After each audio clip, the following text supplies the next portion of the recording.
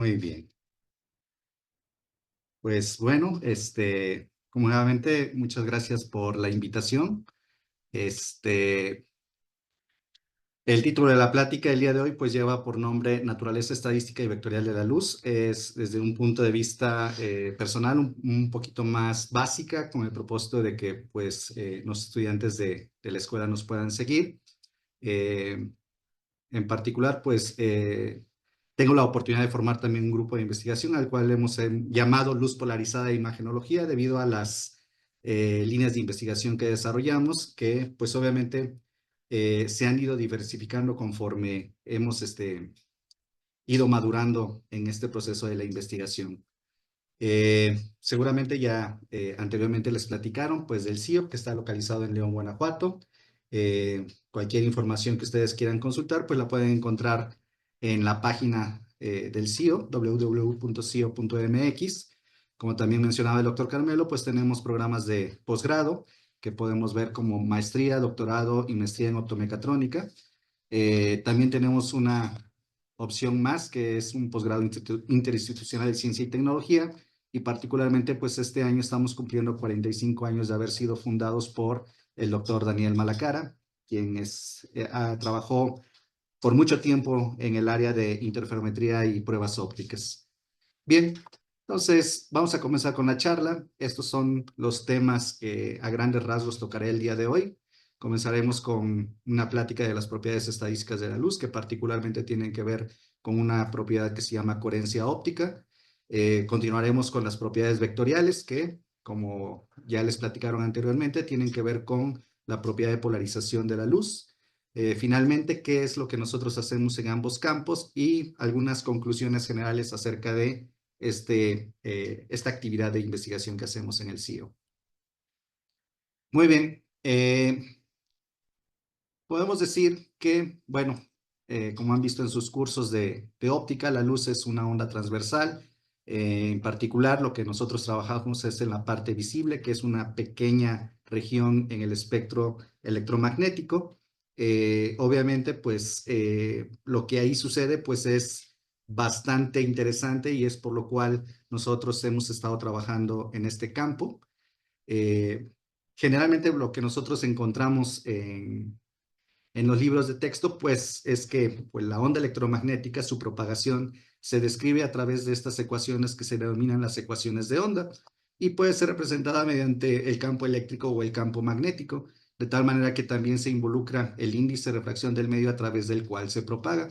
El índice de refracción no es otra cosa más que la razón de la velocidad de la luz en el vacío con respecto a la velocidad de la luz que tiene en el medio que nos interesa determinar el índice de refracción. La fuente de luz que pues obviamente puede ser descrita de mejor forma y de forma más simple cuando hacemos modelado físico, pues es la luz láser. La luz láser tiene estas características que pues nos permite hacer modelado y poder predecir diferentes eventos.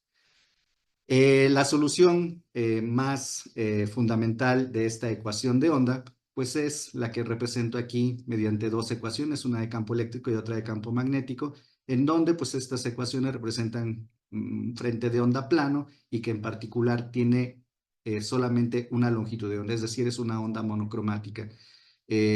Si nosotros sustituimos estas soluciones de la ecuación de onda en las ecuaciones de Maxwell, pues voy a encontrar que hay una relación entre campo eléctrico y magnético y el vector de propagación, en donde estos tres vectores, lo que se conoce comúnmente como triada, se representa o puede encontrarse con la ley de la mano derecha, en donde mi dedo pulgar representa el campo eléctrico, mi dedo índice va a representar el campo magnético y el dedo medio la dirección de propagación. Utilizando esta regla de la mano derecha, yo puedo entonces determinar en cualquier condición cómo estos tres vectores están relacionados. ¿De acuerdo? Bien, tomando entonces esa idealización de la onda electromagnética, que es monocromática y que forma un frente de onda plano, pues nosotros podemos hacer diferentes predicciones acerca del comportamiento de la luz.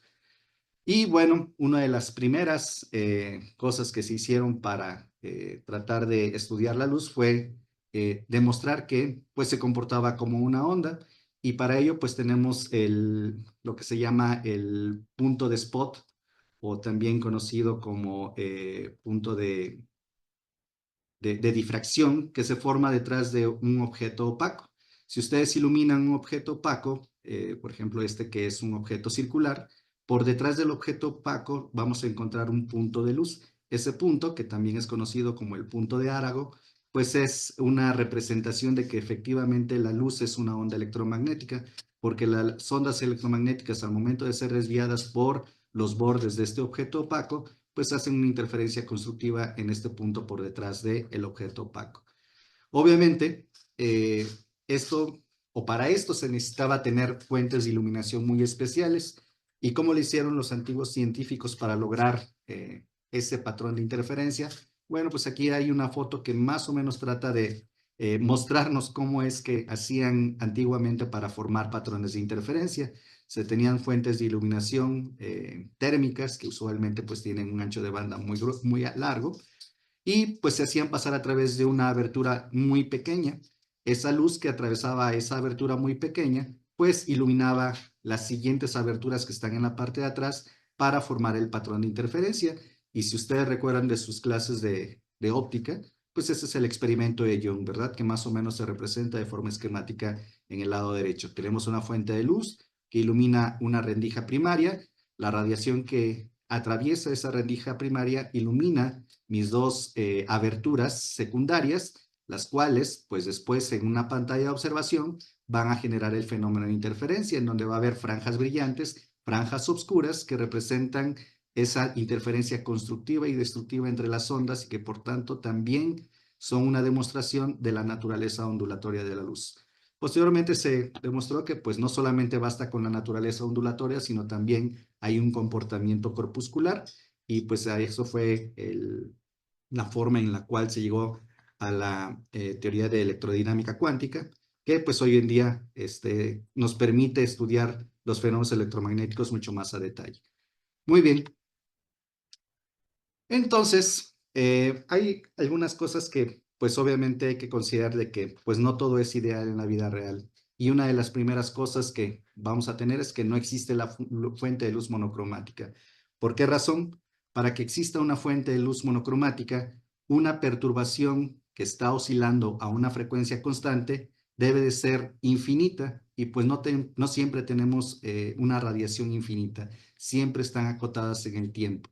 Entonces, si nosotros acotamos mediante una función rectangular lo que llamamos el tren de ondas, al momento en que nosotros analizamos en el dominio de las frecuencias esa señal, vemos que contiene una gran cantidad de longitudes de onda o de frecuencias, diferentes colores que se están formando simple y sencillamente por haber acotado en el tiempo esa señal. Si nosotros ahora, en vez de acotarla mediante una función rectangular, la acotamos mediante una función gaussiana, pues entonces el espectro que va a tener esa radiación, pues tiene esta otra forma, sin lóbulos laterales como hubo o como se presentó en el caso anterior, ¿verdad? Entonces aquí también debemos de notar que hay una relación entre la longitud temporal y el ancho espectral que va a tener esa radiación. Y bueno, esa relación, pues aquí la represento, ¿verdad? Un ancho temporal, pues va a tener un ancho espectral determinado. Entre más largo sea mi ancho temporal del pulso de luz que yo estoy usando, menor va a ser el ancho espectral y viceversa, ¿verdad? Entre más amplio sea el ancho espectral, quiere decir que el pulso se va haciendo cada vez más corto. Por eso cuando utilizamos un láser pulsado, es necesario tomar en cuenta que la cantidad de frecuencias que vamos a tener presentes es muy grande. Muy bien, ¿qué otros efectos están involucrados para impedir que tengamos la fuente de luz monocromática? Bueno, si nosotros consideramos un láser de gas, por ejemplo, las moléculas del gas están moviéndose aleatoriamente en todas direcciones. Entonces, dependiendo de la dirección en la cual se estén moviendo esas moléculas al momento de estar radiando la longitud de onda que nos interesa, pues se genera lo que es el desplazamiento Doppler y ese desplazamiento Doppler pues también va a hacer que el ancho espectral emitido por la fuente se ensanche o se haga más grande. Eh, También pues obviamente podemos hablar de que una fuente de gas puede tener acceso a diferentes niveles de energía, como se muestra en esta parte. Cada longitud de onda entonces va a estar superponiéndose, como se representa aquí en la parte de abajo, y como resultado, pues también vamos a tener una especie de batido del campo eléctrico que se está propagando. Y como ya vimos en la diapositiva anterior, el tener esta forma de señal, pues implica que voy a tener un ancho espectral diferente de una delta de Dirac. Muy bien. ¿Qué más podemos tener? Incluso en el láser, que se supone que es una luz cuasi monocromática, esta es la representación del espectro del láser, si ustedes se dan cuenta, pues es muy delgada, pero no es una delta Dirac, tiene un cierto ancho espectral. ¿Y a qué se debe ese ensanchamiento de la radiación emitida por la fuente de luz láser? Pues simple y sencillamente existen diferentes modos de emisión de láser. Se degeneran los niveles de energía de tal manera que pues los electrones tienen acceso a esos niveles de energía y al momento de radiarse pues están haciendo que la longitud de onda no esté centrada en la principal, sino que simple y sencillamente por tener una vecindad con otros átomos, esos niveles de energía se degeneran y están emitiendo una frecuencia diferente. Muy bien. También otra parte que ya habíamos supuesto como ideal, que era que tenemos un frente de onda plano o un frente de onda esférico, pues también son idealizaciones para poder desarrollar modelos físicos que expliquen los fenómenos que estamos observando en la naturaleza. El emisor más pequeño que nosotros podemos tener en una fuente de iluminación es un dipolo eléctrico. Y el patrón de radiación de un dipolo eléctrico, si ustedes los ven proyectado en 3 dimensiones, pues más o menos se representa de esta forma. Si nosotros los proyectamos en estas direcciones, vemos que tiene una forma de 8 el patrón de radiación y única y exclusivamente tiene una forma circular si hacemos la proyección en esta dirección vertical, ¿verdad? Entonces, no es un frente de onda esférico, es un frente de onda que corresponde a un patrón de radiación de un dipolo eléctrico.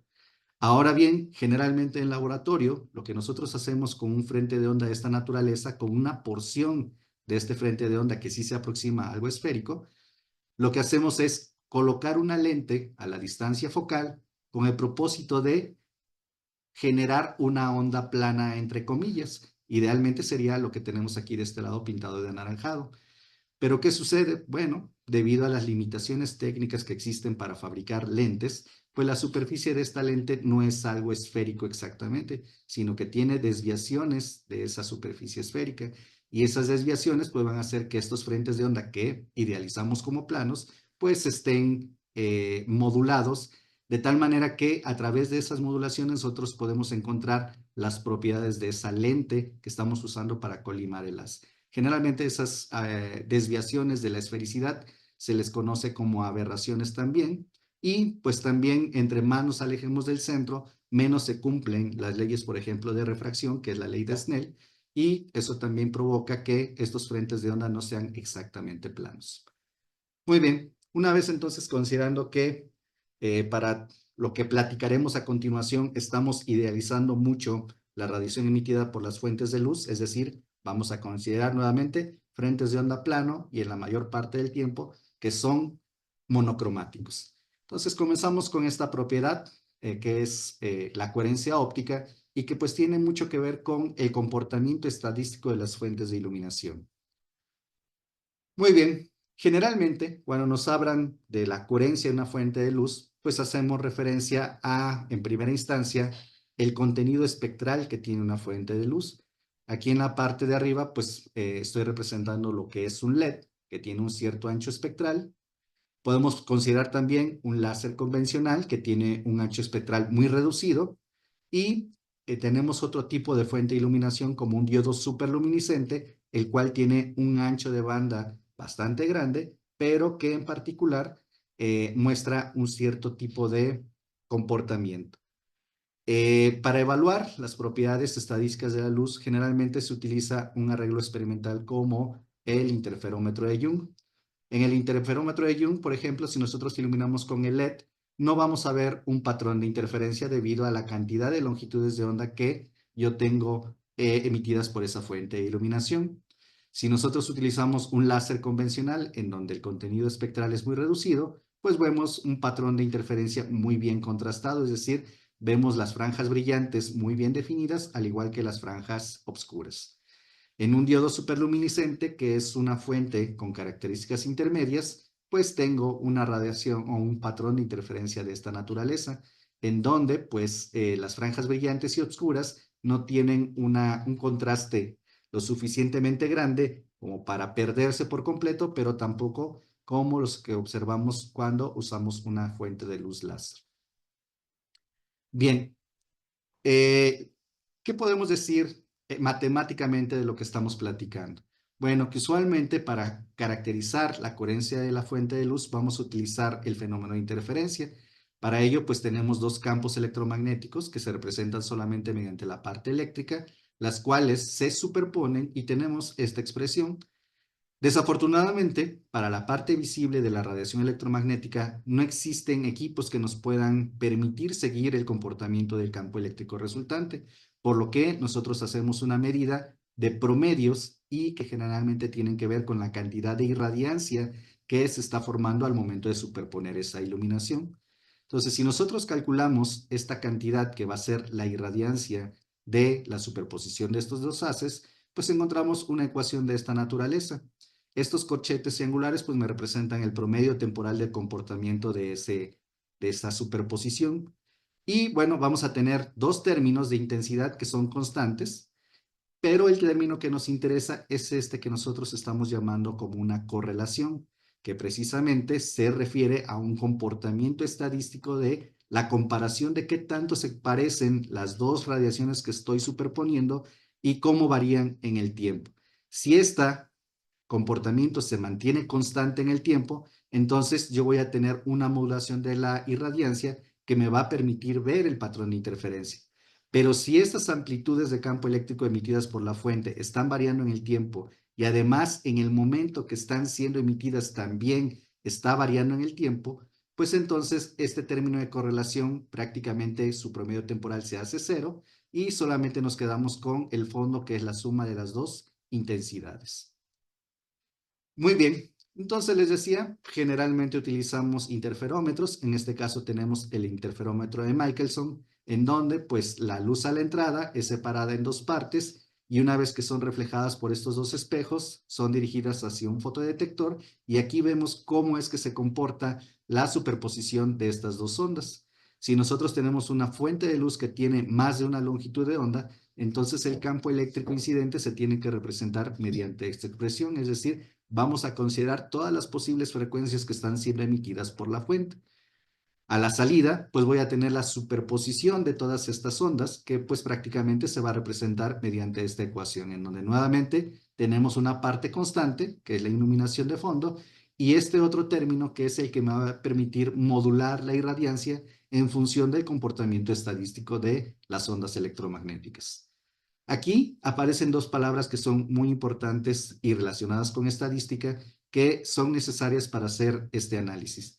Nosotros, para poder encontrar o poder predecir el comportamiento de esta superposición, necesitamos que la emisión de la luz cumpla con ser un proceso aleatorio estacionario y ergódico. Y esto quiere decir simple y sencillamente que el tiempo de retraso entre las dos componentes que yo estoy superponiendo se mantengan constantes. Y si eso se cumple, entonces yo voy a ver un patrón de interferencia a la salida de este interferómetro. Y bueno, aquí surge una ecuación que es bastante importante para cuando hacemos caracterización de fuentes coherentes o parcialmente coherentes, que es la función compleja de autocoherencia. Esta función compleja de autocoherencia pues resulta de esta correlación que hacemos entre las emisiones emitidas por mi fuente de luz y me va a permitir entonces establecer qué tan coherente es la fuente de luz en función de la longitud de onda. Muy bien, esto es una demostración de lo que les decía de cómo depende la longitud de correlación o la longitud de coherencia con el ancho espectral de las fuentes de iluminación. En esta primera gráfica que encontramos en la parte izquierda superior, tenemos el espectro de emisión de un LED blanco, y si ustedes se dan cuenta, pues tiene una parte azul, una parte verde y una parte roja. Tenemos una lámpara de tuxteno, que pues prácticamente es luz blanca, es un ancho espectral bastante grande, y tenemos un LED rojo, que pues nada más tiene este ancho espectral. Muy bien, si nosotros hacemos el experimento de Michelson para determinar la longitud de coherencia variando la posición de un espejo, pues vamos a ver que ese comportamiento se va a comportar, o la irradiancia a la salida del interferómetro se va a comportar de esta forma. Si ustedes se dan cuenta, aquí para la lámpara de tungsteno, tenemos distancias antes de que sea el contacto óptico entre los dos espejos del interferómetro hasta pasando por el contacto óptico. Y vemos cómo está variando la intensidad a la salida de ese interferómetro. Y bueno, vemos que hay una modulación más o menos de -2 a 2 micras, es decir, la longitud de coherencia de esa fuente de iluminación es 4 micras. Por otro lado, en el LED rojo, si nosotros hacemos ese desplazamiento, aquí solamente se ha puesto la parte positiva porque pues iba a estar demasiado largo el proceso de longitud de coherencia, para medir la longitud de coherencia, y solamente se ha representado en la parte positiva y más o menos tiene un ancho de 0 a 8 micras, es decir, la longitud de coherencia sería el doble de eso, 16 micras. Entonces, la longitud de coherencia de esta fuente de luz LED es mucho mayor que la de tungsteno. Y finalmente, el LED blanco, que pues tiene una longitud de coherencia muy parecida al tungsteno, debido a que la luz que vemos pues también es de naturaleza blanca, ¿verdad? Entonces, estas dos fuentes de iluminación tienen muy baja coherencia, que se le llama coherencia temporal, mientras que el LED rojo tiene una coherencia temporal mucho más grande. Si usáramos un láser, pues esta línea se tendría que ir a una distancia mucho mayor porque los láseres tienen una coherencia temporal muy alta. ¿Por qué es importante saber la longitud de coherencia? Porque eso nos permite saber qué tan profundas son las irradiancias que nosotros podemos medir en un sistema interferométrico. Y bueno, esa coherencia espacial también se mide mediante un interferómetro de Young, basados en el principio de Huygens, en el cual cualquier frente de onda se puede representar como un conjunto de fuentes puntuales. Esto pues nos permite encontrar este tipo de resultados. Nuevamente, considerando que los procesos son ergódicos y estacionarios, nosotros vamos a poder medir cómo la correlación entre dos puntos diferentes del frente de onda pueden compararse y ver si eso forma un patrón de interferencia. Dependiendo de la naturaleza del patrón de interferencia, quiere decir que esa distancia de correlación sí permite o las ondas se parecen en esos dos puntos. Y bueno, también podemos manipular la coherencia espacial introduciendo difusores ópticos rotatorios, de tal manera que si nosotros tenemos el patrón de interferencia de un interferómetro de Young sin difusor óptico, tenemos una visibilidad de franjas de esta naturaleza. Cuando ya colocamos el difusor rotatorio y empezamos a girarlo, pueden ver que la profundidad de las franjas de interferencia empieza a disminuir. ¿Y para qué aplicaciones puede servirnos? Por ejemplo, quitar el moteado de un patrón o de un patrón de interferencia o de un sistema de imagenología, de tal manera que podemos mejorar la resolución de este sistema formador de imagen. Por ahí también hay otro teorema relacionado con la coherencia espacial que se conoce como el teorema de Van Sitter-Cernik y es el que nos permite formar franjas de interferencia con objetos celestes, con estrellas, con planetas que están muy lejos y porque pues obviamente la radiación que emiten estos cuerpos celestes pues tiene un ancho espectral muy grande. Sin embargo, el teorema de Van Sitter-Cernik nos dice que la distancia de propagación permite incrementar la coherencia de las fuentes de luz y por lo tanto, pues podemos ver patrones de interferencia. La siguiente propiedad, pues son los estados de polarización. Nosotros podemos representar la polarización como la superposición de una componente horizontal y una componente vertical, de tal manera que si las dos componentes van en fase, tenemos una polarización lineal orientada dependiendo de las amplitudes de campo eléctrico que estamos superponiendo.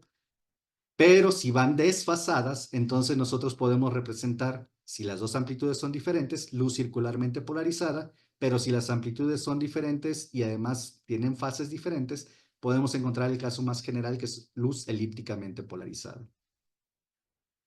La forma experimental de medir ese comportamiento son los parámetros de Stokes y nuevamente aparecen estos promedios temporales de las amplitudes de campo eléctrico que no son otra cosa más que intensidades medidas en dirección X y en dirección Y, de tal manera que tenemos el primer parámetro de Stokes, la diferencia es el segundo, la correlación entre componentes cruzadas es el tercero y la diferencia entre esas correlaciones cruzadas es el cuarto. Esos parámetros de Stokes que se miden experimentalmente en el laboratorio, pues representan los diferentes estados de polarización, lineal horizontal, lineal vertical, diagonal, antidiagonal, circular derecho, circular izquierdo. Y pues hay diferentes métricas que me permiten caracterizar la luz en base a esas medidas.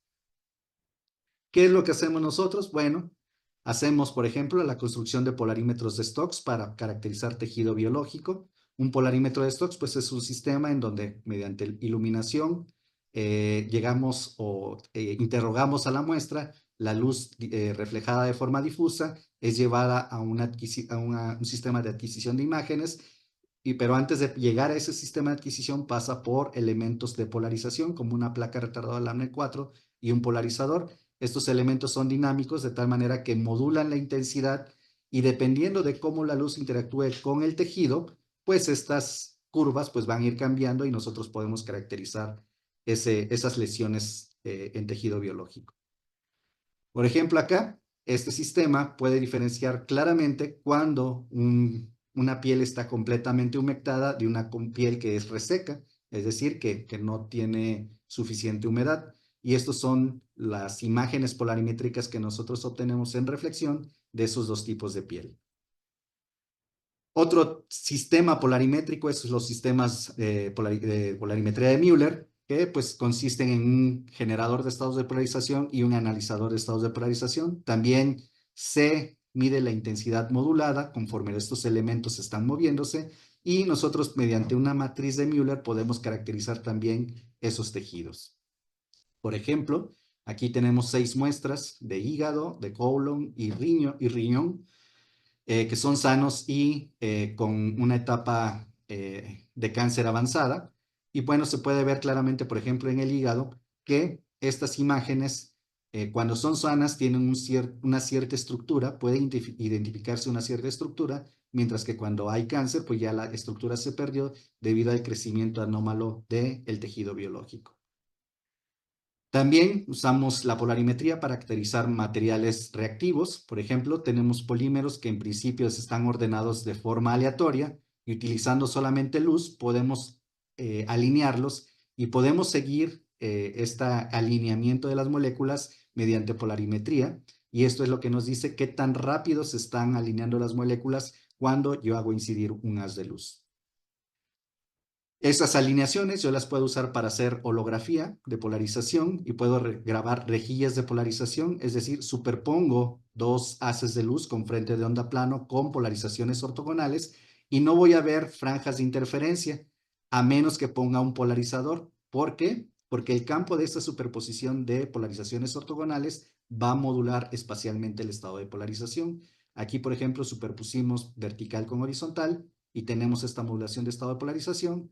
Aquí superponemos circular derecha con circular izquierda y tenemos esta modulación de polarización. Estas dos modulaciones espaciales pues son modeladas mediante estos dos parámetros de Stokes, en donde pues obviamente sus valores dependen de la posición X y por lo tanto me explica esta modulación espacial. ¿Para qué sirven estas rejillas de polarización? Bueno, por ejemplo, las que están grabadas con luz linealmente polarizada, cuando yo las ilumino nuevamente con luz vertical, como es un holograma, trata de reconstruir la polarización de las complementarias, es decir, los haces difractados van a tener polarización horizontal. Si yo los ilumino con polarización horizontal, pues entonces los haces reconstruidos van a tener polarización vertical. Cuando yo ocupo luz circularmente polarizada, es todavía mucho más interesante.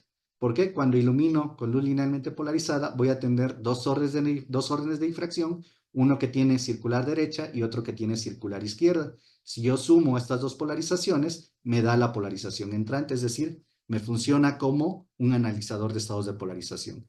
Y bueno, en base a eso, pues proponemos lentes birefringentes de polarización y otras aplicaciones que tenemos, por ejemplo, es en análisis de procesamiento digital de imágenes, analizar texturas de imágenes mediante la matriz de concurrencia de niveles de gris. Esta estructura, por ejemplo, tiene esta matriz, esta otra estructura tiene este otro tipo de matriz y este otro tipo de estructura tiene este tipo de matriz. Entonces, a partir de estas métricas yo puedo diferenciar texturas. ¿Y para qué me pueden servir? Pues nuevamente para caracterizar tejido, como en este caso de un ratón en vivo en diferentes partes. Bien sabemos que la piel, dependiendo de la posición, pues tiene diferentes características y aquí es demostrado. pero también nos puede servir para clasificar haces vectoriales. Este es un trabajo que hicimos en colaboración con el doctor Carmelo anteriormente, y como pueden ver, utilizando estas métricas de textura, pues pueden identificarse completamente las distribuciones de polarización. Bien, rápidamente, tenemos que concluir el desarrollo de investigación de frontera, pues tenemos que tomar en cuenta las propiedades ópticas, tanto estadísticas como vectoriales, son conocimiento de frontera. También podemos trasladar por analogía estos conocimientos a otros campos de conocimiento. Y finalmente, el modelado físico de los fenómenos naturales bajo el supuesto de idealización es una primera aproximación al entendimiento de las causas y sus consecuencias. No obstante, este proceso puede mejorarse a través de diferentes enfoques, como puede ser el estadístico. Y bueno, rápidamente esto es mi equipo de trabajo, estudiantes que están asociados a un servidor, y bueno, algunos otros agregados culturales por ahí que también tenemos la oportunidad de discutir con ellos temas científicos, académicos y demás. Muchas gracias por su atención. Wow, muchísimas gracias, doctor. Excelente presentación. Creo que todos han quedado enamorados. Ahora todos quieren ir para el CIO. Ojalá. Sí, ¿verdad? Bueno, llegó el momento de las preguntas. A ver quién va a empezar.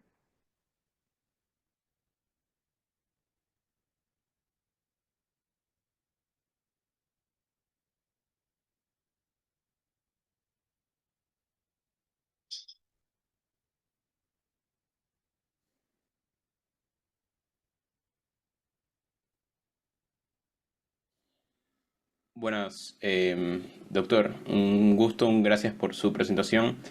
Em, Quería preguntarle un poco sobre la parte de la polarización, en la que mencionaba que, bueno, dos polarizaciones circulares opuestas. eh, no sé si lo puedo poner un poco más atrás, por favor. Ajá, ahí. Esa parte no la entendí muy bien. Cuando ellas se suman, dan luego la polarización inicial. Así es. Bien, partimos de esta diapositiva o de este esquema. Para poder grabar la rejilla de polarización, tú utilizas dos haces de luz con polarizaciones ortogonales. Por ejemplo, en este primer caso, vertical y horizontal. Cuando tú superpones con este ángulo esas dos haces en un material específico que tiene que reaccionar a polarización, en la región de superposición, tú no vas a ver franjas de interferencia, es decir, no hay franjas brillantes y oscuras. Lo único que hay en esa superposición es una modulación del estado de polarización. Debido a que el material es fotorreactivo, en los lugares donde hay polarización lineal, tú induces algo que se conoce como birrefringencia lineal, y en los lugares donde hay luz circularmente polarizada, tú induces birrefringencia circular. Entonces, esa modulación espacial de la birrefringencia se va a grabar en el material como una rejilla de polarización holográfica que al momento de reconstruir y tú iluminas con uno de los haces que usaste para registrarlo, en los haces difractados tú vas a tener la polarización complementaria. Es decir, si tú iluminas con vertical, en los haces difractados vas a tener polarización horizontal. De igual forma, cuando tú superpones circular derecha con circular izquierda, vas a modular el estado de polarización espacialmente. No vas a ver franjas de interferencia, pero sí va a haber estos estados de polarización que se van a estar repitiendo como si fuese una rejilla. Y esto, pues aquí, como solamente tenemos polarización lineal, vas a tener exclusivamente modulada la birefringencia lineal. Y cuando tú iluminas ese tipo de registro e iluminas con luz linealmente polarizada, obtienes los dos polarizaciones circulares, derecha e izquierda, en los haces difractados. Entonces, estás de alguna manera recuperando la información que tú usaste para registrar el holograma. ¿Sí queda claro? Vale, sí, y ahora sí lo veo. Gracias, muchas gracias. No, ¿de qué? Gracias a ti por la pregunta. Gracias, Javier. También me dice Marco que quiere hacer una pregunta. Adelante. Adelante, Marco. Sí, profe, ¿me escucha? Sí, claro. Ok, es que usted mencionó sobre la interferometría de cuerpos celestes. Ajá. Mi pregunta es, ¿cómo son los interferómetros que se utilizan para la astronomía óptica, por ejemplo? ¿Y cuál es el propósito? cómo se usan en cuanto a la astronomía? Ok, generalmente para cuando tú quieres hacer interferometría para objetos celestes, lo que haces en un telescopio, colocas un par de aberturas que te van a funcionar como en el experimento de Young. Esas dos aberturas entonces van a generar un patrón de interferencia en tu sistema formador de imagen y dependiendo de la naturaleza de ese objeto, tú vas a poder determinar su extensión angular. Entonces, esa interferometría sirve para determinar el tamaño o el diámetro angular de los objetos celestes y poder decir si un planeta o una estrella es más grande o más pequeña que otra.